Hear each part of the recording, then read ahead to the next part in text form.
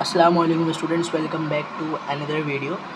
आज की वीडियो में हम सॉल्व करेंगे अगेन एक लैप्लास इन्वर्स का फंक्शन लेंगे जिस पे हम इन्वर्स फंक्शन लगाएंगे और उसे टाइम डोमेन में कन्वर्ट करेंगे। लेकिन जो क्वेश्चन आज मैं सॉल्व करने जा रहा हूँ ऑब्वियसली ये एक डिफरेंट पैटर्न पे सॉल्व होगा। लास्ट क्लास में लास्ट लेक्चर में जो मैंने प्रॉब्लम सॉल्व करवाए वो जस्ट एक आपके फॉर्मूले के ऊपर डिपेंडेंट है, यानी वो फार्मूला अगर आपने पढ़ लिया तो उसके थ्रू आप वो सवाल सॉल्व कर ईज़िली कर सकते हैं, यानी 2 स्टेप आंसर है। लेकिन यहाँ पे आपको क्या करना है, यहाँ पे 2 स्टेप आंसर नहीं है। यहाँ पे आपको पहले कंप्लीट एक उसकी प्रोडक्ट या फॉर्म ऑब्टेन करनी पड़ेगी। उसको फॉर्म को ऑब्टेन करने के बाद आपको उस पर पार्शियल इंटीग्रेशन अप्लाई करनी पड़ेगी। उस इंटीग्रेशन से आप अपने कॉन्स्टेंट्स या अपने वेरिएबल के आंसर्स निकालेंगे एंड देन वो आंसर पुट करके आप फर्दर प्रोसीड करेंगे। सो वीडियो को स्टार्ट करते हैं। तो फर्स्ट ऑफ ऑल हमने देखा कि हमारे पास क्वेश्चन में गिवन है s+10 divided bye s² minus S और -2 ये हमारे पास क्वेश्चन के अंदर गिवन है। हमने क्या करना है, हमने इसे t की फॉर्म में कन्वर्ट करना है। सो ऑब्वियसली जब आप देख रहे हैं कि हमारे पास डिनोमिनेटर में s² माइनस एस -2 तो इसके ऊपर कोई फार्मूला नहीं लग सकता। ऑब्वियसली हमने कॉस का फार्मूला पढ़ा है, साइन का फार्मूला पढ़ा है, लेकिन इसके ऊपर कोई फार्मूला हम नहीं लगा पा रहे हैं। उसकी वजह क्या है कि ये किसी फार्मूले में बैठ नहीं रहा, ये किसी फार्मूले में फ़िट नहीं हो रहा। आप चाहें तो किसी भी तरह से करने की कोशिश करें, लेकिन ये किसी भी फार्मूले में फ़िट नहीं होगा। अब अगर ये किसी फार्मूले में फ़िट नहीं हो रहा तो हम क्या करें, हम इसको पार्शियल फ्रैक्शन के ज़रिए सॉल्व कर सकते हैं। पार्शियल फ्रैक्शन या पार्शियल इंटीग्रेशन, जो कि सेकंड ईयर मैथ्स का बड़ा इंपॉर्टेंट टॉपिक है। तो जी इसको कंटिन्यू करते हैं। फ़र्स्ट ऑफ़ ऑल हम क्या करेंगे, हमारे पास डिनोमिनेटर में जो भी वैल्यू है हम उसके फैक्टर्स बनाएंगे। सो ऑब्वियसली मैंने क्या करा, मैंने यहाँ पे फैक्टर्स बनाए। देखिए s² माइनस एस -2 के जब मैंने फैक्टर्स बनाए तो ये बने मेरे पास s² minus 2s plus S -2। अब ये कैसे बने, ये ईज़िली आप कैलकुलेटर से भी कैलकुलेट कर सकते हैं। ये बहुत बेसिक लेवल की मैथ्स है। आप मेरे चैनल पे आपको इसकी भी लिंक मिल जाएगी कि किस तरह आप इसको कंपेरेटिंग स्क्वायर मेथड जो डिफरेंट मेथड्स होते हैं उसके ज़रिए आप सॉल्व कर सकते हैं। बहरहाल आगे फर्दर प्रोसीड करते हैं। -2s + 2 ये हमारे पास अब ये जो प्रोडक्ट है वो अब इस फॉर्म के अंदर चेंज हो चुकी है। अब हम क्या करेंगे, अब हम दो प्रोडक्ट कर यानी दो वेरिएबल, ये दो वैल्यूज़ लेके उसमें से कॉमन निकालेंगे। तो ऑब्वियसली जब आप देखें s² माइनस 2s में से हम क्या कॉमन निकाल सकते हैं, ऑब्वियसली एक s कॉमन निकाल सकते हैं। तो एक s कॉमन ले लिया। जब आप वापस यहाँ पर आएंगे तो आप देखेंगे यहाँ पे क्योंकि हमने एक s कॉमन लिया तो यहाँ पे एक s बच गया, तो आपने उसको ब्रैकेट में लिख दिया। ऑब्वियसली जब आप यहाँ पे आए तो आपने इस वाले -2s में से सिर्फ s कॉमन लिया तो -2 बच गया, तो -2 आपने एज इट इज़ लिख दिया। अब आप देखें यहाँ पे अगर s -2 है तो ऑब्वियसली आपको यहाँ इस प्रोडक्ट से भी -2 निकालना है, तो यहाँ पे आप +1 कॉमन लेंगे ताकि आपके पास s -2 ही आपके पास दूसरा ब्रैकेट भी बने। अगर आपके पास -2 दूसरा ब्रैकेट नहीं बनता तो ऑब्वियसली आपने कोई गलती करी है, आपको लुक आफ्टर करना पड़ेगा। अच्छा जी आगे चलते हैं। उसके बाद हमारे पास बेसिकली दो ब्रैकेट्स, ये दो फंक्शंस बन चुके हैं s -2 s + 1। अब हमने क्या करना है, अब हमने इनको एक एक करके जो है अब इसको पार्शियल इंटीग्रेशन से सॉल्व करेंगे, इनके कॉन्स्टेंट्स का आंसर निकालेंगे और उसके बाद बेसिक जो काम हम कर रहे हैं लैप्लास, हम उस पर वर्क करेंगे। सो ऑब्वियसली हम क्या करना है, हमने इस इक्वेशन को लेट करना है। Let s+10 divided by s -2 s + 1 is equal to as + 1 plus b s -2। अच्छा a और b क्यों सपोज करा, ये हमारे पास हमने वेरिएबल सपोज किए क्योंकि ये पार्शियल इंटीग्रेशन का हमारे पास एक पार्ट है। अच्छा जी आगे फर्दर प्रोसीड करते हैं।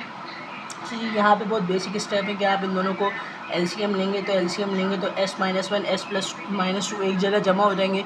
उसके बाद ऑब्वियसली जहाँ पे जो चीज़ मौजूद नहीं होती, यानी आप आसान अल्फाज में इसको क्रॉस मल्टीप्लाई करेंगे, यानी a के साथ s -2 और b के साथ s + 1 मल्टीप्लाई कराएंगे।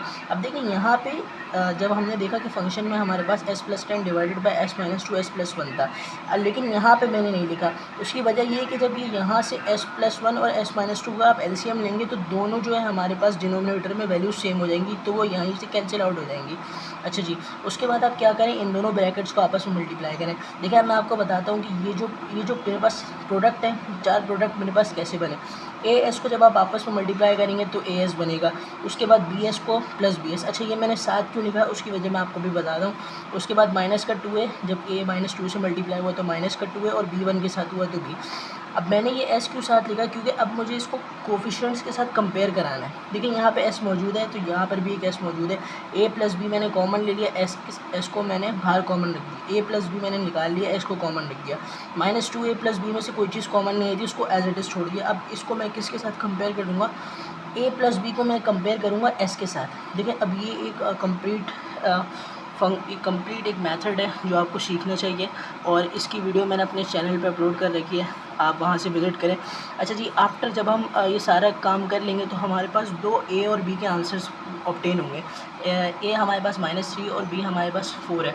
अब हमने क्या करना है, क्योंकि हमारे पास ए और बी के आंसर्स मिल गए हैं, तो जस्ट उसको हमने अपनी ओरिजिनल इक्वेशन यानी इक्वेशन नंबर 1 के अंदर पुट कराना है। जब इसके अंदर इसको पुट कराएंगे तो हमारे पास हमारा जो इक्वेशन है वो लैप्लास की फॉर्म में आ जाएगा, एंड देन हम उसको ईजिली कन्वर्ट कर सकेंगे टाइम डोमेन के अंदर। ठीक है जी। अब देखिए मैंने अगेन इक्वेशन 1 को इम्प्लाइज करा के यहाँ दिखाया है कि फंक्शन ऑफ एस हमारे पास गिवन था। अब देखिए यहाँ पर A S divided by S plus 1 था, तो यहाँ पे -3, क्योंकि ए मेरे पास -3 ऑब्टेन हुआ था, बी 4 ऑब्टेन हुआ था, तो बी 4 एस -2। यहाँ पे देखें, इस इक्वेशन पे गौर करें, ये इस इक्वेशन को यहाँ पे बस ए और बी की वैल्यूज़ को पुट करा गया है। ठीक है जी। उसके बाद एक सिंपल हमारे पास जो हमेशा हम स्टार्टिंग में करते हैं कि हमने अब ये देख के पहचानना है कि हमारे पास काम क्या हो रहा है। अगर हम देखें तो हमारे पास जो है इस वक्त हमारे पास एक्सपोनेंट का फॉर्मूला लग रहा है, तो एक्सपोनेंट का फॉर्मूला कैसे लगेगा उसके लिए भी मैंने अपने चैनल पे कंप्लीट वीडियो अपडेट कर रखी है, अपलोड कर रखी है।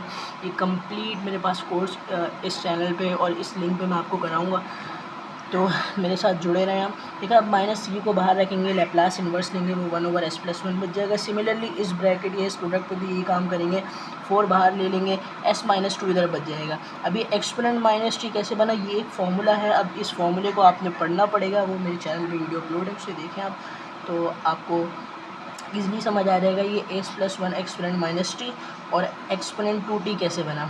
अब देखें, ये जब ये वाली प्रोडक्ट यहाँ पे ऑब्टेन हो गई है तो -3 एज इट इज़, ये वाली product, this product will be change into exponent -t and this product will be change into exponent 2t। देखें हमारे पास फंक्शन क्या था, सिग्नल की फॉर्म में गिवन था। ऊपर अगर आप क्वेश्चन पे गौर करें, हमारे पास सिग्नल की फॉर्म में गिवन था, और हमारे पास जो आंसर आ रहा है वो हमारे पास टाइम डोमेन के अंदर। देखें ये t हो गया और ये t, ये टाइम डोमेन को रिप्रेजेंट कर रहा है। सो और ये यहाँ पे हमारे पास क्वेश्चन भी एंड हो जाता है। सो होप आपको इस वीडियो अच्छी लगी होगी, सवाल समझ आया होगा। इस सवाल से रिलेटेड कोई भी क्वेरी आप मुझसे कमेंट सेक्शन में पूछ सकते हैं, और अपने एग्ज़ाम्स, अपने असाइनमेंट्स वगैरह से रिलेटेड कोई भी क्वेरी, कोई भी सवाल आप मुझसे कमेंट सेक्शन में पूछें, इंशाल्लाह आप लोगों को रिस्पॉन्स दिया जाएगा। Till then, thank you and अल्लाह हाफ़िज़।